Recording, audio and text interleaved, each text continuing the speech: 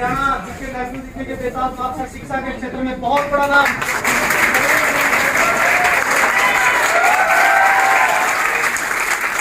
Sunrise academy में पहुंचे bullet वर्गे छोरे, स्कूटी वर्गी छोरिया ने मेरी हाथ जोड़ के राम राम बस।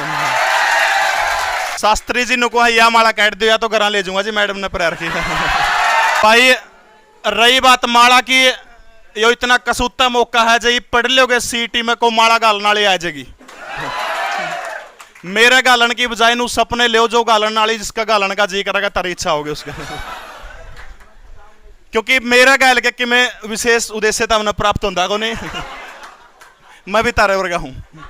सनराइज एकेडमी के तमाम स्टाफ जो है, तमाम गुरुजनों को बिल्कुल मैं यहाँ जिन्होंने बुलाया, इतना मान सम्मान किया, उसके लिए मैं हृदय के गहराइयों से अभिनंदन करता हूं। मेरे साथ में लीसो ऐप के डायरेक्टर पहुंचे, ये वो शख्स साथियों हरियाणा प्रदेश के अंदर सिर्फ 31 रुपए के अंदर, सिर्फ एक सामने एक चेहरा हूं, 31 रुपए के अंदर जिस शख्स ने आपको बैच देकर हरियाणा में इतनी सस्ती एजुकेशन ऑनलाइन के अंदर किया, वो इस शख्स का कमाल है।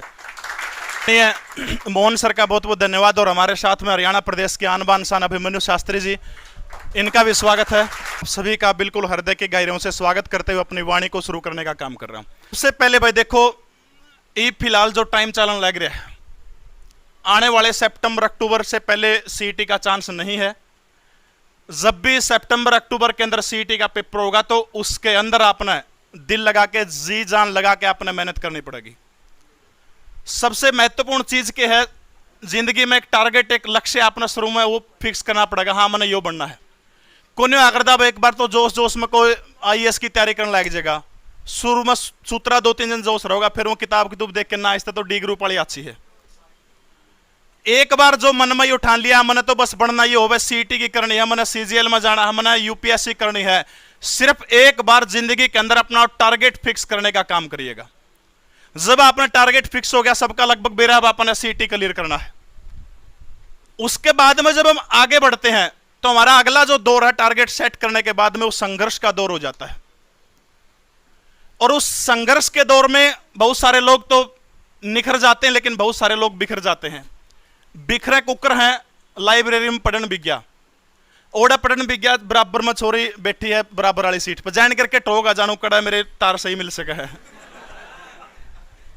ये बूढ़ा छोरी ना इसके पेन मांग लिया, नहीं पेन देना जी।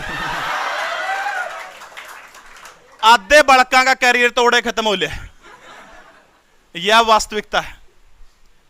इस चीज से निकल करके, निखर करके जब आप निरंतरता की तरफ बढ़ेंगे, ये कोई सफलता नु कौन भाई 1-2 दिन में मिल जाएगी, 2 घंटे मिल जाएगी, 4 घंटा मिल जाएगी। जो लोग सफल हुए हैं, बहुत सारे लोग आए हैं बताने के लिए कि सर मैं इतने इतने घंटे पढ़ा था, उन लोगों का अनुभव, कुछ हमारा भी अनुभव थोड़ा बहुत जिंदगी का। निरंतरता अपना आगे बढ़नी पड़ेगी। सिर्फ 3-4 महीने अभी आपके पास में, जे 3-4 महीने नू लगा लो, कम से कम अपना इतना तो घरा जुगाड़ होगा कि सोन खातर सिर पर छत से और दाल रोटी मिला है। शायद इतना जुगाड़ तो सबका होगा। आने वाले 3-4 महीने लगातार दिल लगा के मेहनत करोगे, 8-8, 9-9 घंटे, 10-10 घंटे, 12 घंटे, जितना पढ़ा जाओ गात का, इसका शरीर का कुछ नहीं बनता, कुछ भी कौन बनता इसका। साइंस के अकॉर्डिंग अपने शरीर में इतनी कैपेसिटी हो कि 1-1.5 महीने तक तो बिना कुछ खाओगे नहीं तो भी कि मैं कौन बिगड़ता इसका। मेरी बात समझ रहे हो?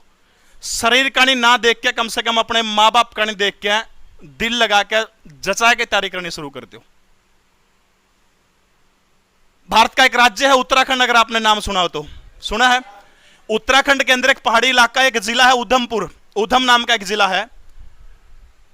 1994 के अंदर वहां एक बच्चे का जन्म होता है, जिस बच्चे का नाम रख देते हैं माँ बाप हिमांशु।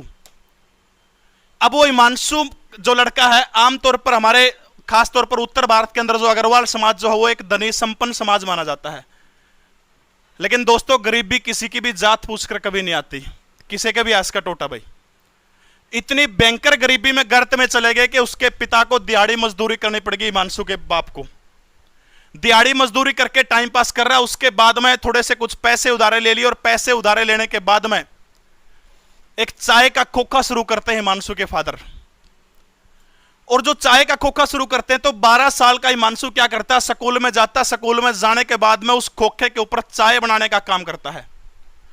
और चाय बना करके जो लोग चाय पीने के लिए आते हैं, उनके जूठे कप भी धोने का काम वो हिमांशु करता है।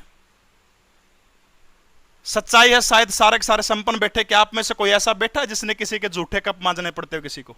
शायद नहीं होगा कोई भी, इक्का दुक्का सबकी परिस्थितियां अलग होती।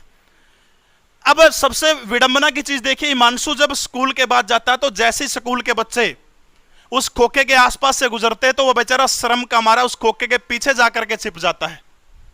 बस शर्म आवो, दोस्त के कहूंगे स्कूल में भाई ये तो चाय के जूठे कब दौड़ का काम करे। लेकिन परिस्थितियों के साथ में, समय के साथ में वो शख्स आगे बढ़ता चला गया।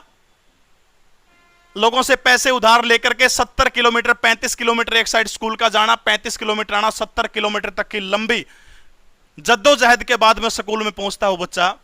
+2 के अंदर धीरे धीरे करके वो बंदा टॉप कर जाता है। अब जैसे इसको थोड़ी बहुत स्कॉलरशिप मिलती है, स्कॉलरशिप मिलने के बाद में वो बंदा दिल्ली यूनिवर्सिटी के अंदर उसका एडमिशन हो जाता है। अपनी जीवनी के अंदर हिमांशु एक बात बताने का काम करता है कि जब मेरा दिल्ली यूनिवर्सिटी के अंदर एडमिशन हुआ तो वहां जितने भी लोग जो थे मैं उनसे अलग था। अलग कैसे था? दिल्ली यूनिवर्सिटी में बैठ के छोरे छोरे अपना कॉर्नर में कूड़ में बैठ के और कीर्तन सत्संग करे जाओ है, मन इन चीजों तक कुछ नहीं लेना देना था। बोले मेरे अंदर सिर्फ और सिर्फ एक चीज थी जो उन लोगों से मुझे अलग करने का काम करती थी, और वो चीज थी सीखने की भूख। और दोस्तों, जिस व्यक्ति के अंदर सीखने की भूख मर गई ना, वो व्यक्ति मरा हुआ है किस्म से। सीखने की भूख जिसके अंदर मर गई, मना जॉब को लगना। आज भी कम से कम भी 4 से 5 घंटे जब भी टाइम मिला तो 4-5 घंटे शौक से पढ़े जाऊं, जी कर पढ़ना, लेकिन टाइम कम मिला है। 4-5 घंटे में डेली ऐसा कोई भी दिन नहीं जाता कि 5 घंटे नहीं पढ़ूं, इतना मजाक नहीं आता। नौकरी को लगनी, लेकिन कह रहे हो कि बड़का ना ज्यादा से ज्यादा जितना कंटेंट है उसका, जितना ज्यादा कंटेंट है उसका वो देने की कोशिश करूं। एक कसक आपके अंदर वो अगर होगी, उस लड़के के अंदर वो कसक थी। 3 साल के अंदर वो बंदा ग्रेजुएशन कर जाता दिल्ली यूनिवर्सिटी से। बीए जब उसने पास करी तो हिमांशु जो गुप्ता जो था वो लड़का, उसके परिवार के अंदर बीए करने वाला ग्रेजुएट वो पहला शख्स था। सोच के देखिए कितना पिछड़ा हुआ बंदा था, यानी पूरे परिवार के अंदर ग्रेजुएशन करने वाला पहला बंदा था। उसके बाद में जब आगे बढ़ता है तो उसको स्कॉलरशिप मिलने लगती है। बहुत सारे लोग उसको विदेश भेजना चाहते थे, लेकिन वो बंदा विदेश नहीं गया। उस स्कॉलरशिप का फायदा उठा करके वो बंदा यूपीएससी की तैयारी करने का काम करता है। पहली बार 2016 में पहला फर्स्ट अटेम्प्ट दिया, लेकिन असफल हो गया, हिम्मत नहीं आ रही। फिर इसे दोबारा से किताबों के ऊपर जुट गया, उधर से आर्थिक परेशानी है। 2017 के अंदर दोबारा से फिर यूपीएससी का पेपर दिया। आप सभी को पता है हिंदुस्तान की सबसे कठिन परीक्षा मानी जाती है यूपीएससी। दोबारा से जब वो जुटा तो उसके बाद दूसरे अटेम्प्ट के अंदर भी वो बंदा फेल हो गया। उसके बाद भी उसने हिम्मत नहीं आ रही। तीसरी बार जब 2017 का रिजल्ट आया तो 2017 के रिजल्ट के अंदर उसको रेलवे प्रशिक्षु सेवा जो होती है, जो यूपीएससी के थ्रू चुने जाते हैं, उसके अंदर उस बंदे का सिलेक्शन हो गया। लेकिन सोच के देखिए, पीछे इतनी गरीबी देख के वो बंदा आया है, उसके बावजूद भी उसने वहां ज्वाइन नहीं किया, क्योंकि उसकी मंजिल बड़ी थी। 2018 के अंदर फिर तैयारी करता। 2018 का जब रिजल्ट आता तो उसके बाद उस रिजल्ट के अंदर वो बंदा आईपीएस चुना जाता है, इंडियन पुलिस सर्विस के अंदर चुना जाता है। और उसके बाद भी वो बंदा आईपीएस को भी ज्वाइन नहीं करता है और फिर तैयारी करता है। और अगले साल जब रिजल्ट आता है तो यूपीएससी के अंदर 139वां रैंक प्राप्त करके वो लड़का आईएएस बन जाता है। यानी इतने पीछे असफलताओं का दौर उसने देखा, उसके बाद लगातार 3 बार उसने सफल हुआ। और शायद जो लोग यूपीएससी के या कोई भी जिंदगी के अंदर कोई भी सफल लोग हैं, उन जितनी मेहनत तो शायद अपना सीईटी को नहीं मांगता होगा। मांगा है? कौन नहीं मांगता? जूठे बर्तन धोने पड़ा है किसी ने, कौन पढ़ते नहीं? फिर क्यों कौन पढ़ते? मैं हमेशा कम से कम एक बात कहता हूं, मेरी बात का असर आपका 2 घंटे रह जाएगा, 3 घंटे रह जाएगा। अगर आ जाके खूब पढ़ोगे 4-5 दिन पाछा, फिर वही सिस्टम नुक्कान शुरू हो जाएगा। सिर्फ दुनिया में सबसे बड़ी प्रेरणादायक अगर कोई इंसान है तो वो 2 व्यक्ति हैं। वो 2 व्यक्ति आपके मां और बाप हैं।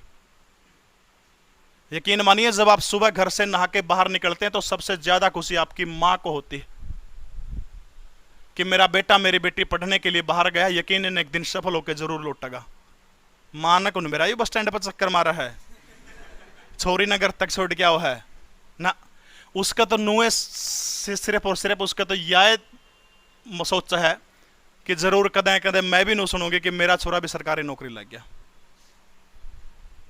गारंटी की बात है, चाहे छोटी सी पोस्ट हो, सरकारी तो बच्चे छोटी हो, पीएन तक लेकर चाहे कितनी बड़ी पोस्ट हो, जिस दिन आप सफल हो के आपकी माँ ना बेरा पटागा ना, जिस दिन वास्तव में उसके माँ के आंखों में खुशी के आंसू बिल्कुल 100% हो गए, कोई रोक नहीं सकता। मेरी छोटी सी क्लैरिकल के अंदर 2018 वाली थी, 15 वाली भर्ती में लगा था। रिजल्ट जब आया तो मेरी माँ कम से कम भी 10-15 मिनट तक रोए गई। फैमिली बैकग्राउंड इतना सशक्त नहीं था कि नौकरी के सपने हुआ कर दे कि हाँ हमारा भी नौकरी लग गई। कंधी अंडा कर दे मेरी माँ लोग आगे कि हमारा छोरा भी लग जाएगा नौकरी। ये सच्चाई है। लेकिन वो अलग चीज है, हमारा जो प्रोफेशन है वो अलग हो गया, पढ़ाने में चले गए। पढ़ने में रुचि जो है, जितनी कोशिश हो 4-5 घंटे मिला है। अब समस्या क्या हो जाओ, सिर्फ एक सब्जेक्ट के ऊपर कमांड हो जाओ। मैथ और अंग्रेजी देखते हैं तो सिर दुखने लग जाए। एक टाइम पीरियड हो है पढ़ने का, लेकिन आपका वो टाइम पीरियड है दिल लगा के डट करके समय, टाइम मैनेजमेंट सबसे बड़ी चीज है। विकास दिव्यकृति का नाम आपने सुना होगा। अक्सर वो एक बात कहते हैं कि पढ़ने की कोई टाइम को नहीं बका देना। सोचो भाई तड़कन 4 बजे उठ के पढ़ना जरूरी है, 6 बजे उठ के। जिस टाइम पर पढ़ने में स्वाद आओ जिंदगी में, वो काम हमेशा करना चाहिए जो दिल माला नहीं। जिस टाइम पर तारा जी कर पढ़ना, उसे टाइम पर जी करो, लेकिन निरंतरता के साथ में लगातार अपने बीच में ना छोड़ो। सिर्फ ये जिंदगी के आप लोगों से सिर्फ 4 महीने मांग रहा हूं मैं, सिर्फ 4 महीने। 4 महीने 8-8, 10-10 घंटे तैयारी करने का काम करिए। उसके बाद यकीनन आपके हाथ में जॉब होगी। आज ये जो माला आपने मेरे गला में गाली है, या माला और किसी के गला में जरूर गलेगी, ऐसा मैं विश्वास वो करता हूं। एक बार हाथ खड़े करके मुझे विश्वास दिलाई कि आज के बाद आप 8 से 10 घंटे लगातार पढ़ने का काम करेंगे। हाथ खड़े करके विश्वास दिलाइएगा। जोन साहब मेहनत नहीं करे, उसकी मां का नेम लागे उसके। आद्यान तो डाउन कर लिए ब्यात, शाबाश नीचे कर लो। सीरियस हो गया पढ़ोगे? सीरियस हो गए पक्का? गणेश सीरियस भी ना हुई हो। हमारे गांव में एक लुगाई हुई थी सरकारी अस्पताल में, 2 छोरी हो क्या पेंडा छुटिया था। इतना सीरियस भी नहीं होना है। टेम का सीरियस हो क्या? एनसीईआरटी एक चीज है, सुना होगा आपने नाम। एनसीईआरटी को पढ़ने का काम करिएगा। खासतौर पर मैं जीएस की बता सकता हूं। हरियाणा की कोई भी आप किताब ले लो, उस किताब से कोई भी ले लो, दिग्दर्शन है, आर्यंत है, कोई भी किताब ले लो। आप ज्यादा किताब लेने की जरूरत नहीं है, जो आपके पास है उसी से काम चल जाएगा। उसके बाद में जीएस का बाकी का जो पोर्शन बचता है वो आपने एनसीईआरटी से आप लगातार कवर करते जाइएगा। करंट अफेयर के लिए ज्ञानम पब्लिकेशन की किताब आती है। हरियाणा करंट अफेयर की जिम्मेवारी मेरे पर छोड़ दो। फीमेल कांस्टेबल का जब पेपर हुआ था आपने देखा होगा, 18 क्वेश्चन आए थे, 17 के 17 अपने एक वीडियो में उतारे, तीन शिफ्टा के अंदर। वो मैं दिल लगा के आपने कराऊंगा, उसकी आपने चिंता छोड़ दो। नेशनल करंट अफेयर आप वहां से करें, बाकी आप एनसीईआरटी को कवर करने का काम करें। ओवर को नहीं कवर बहुत मुश्किल काम, क्यों? एक तो उसमें लंबा चौड़ा सिस्टम दे रखा है एनसीईआरटी के अंदर। फिर भी ऐसी बहुत सारी बुक मिल जाओगे आपने जो सिर्फ एनसीईआरटी बेस्ड के ऊपर है। गणित नहीं एनसीईआरटी होनी, उसके अंदर एक वो या कर देखा तो मैं इस तरह कॉलम सा बना हुआ है। क्या आप जानते हैं? कम से कम वो किताब पढ़ के क्या आप जानते हैं वो कॉलम तो सारे के सारे कवर करो। पीछे जो क्वेश्चन दे रखे कम से कम उनको कवर करने का काम करिए। निश्चित रूप से सफलता आपके कदम चूमेगी। इन्हीं शब्दों के साथ में आपका बहुत बहुत धन्यवाद। जय हिंद।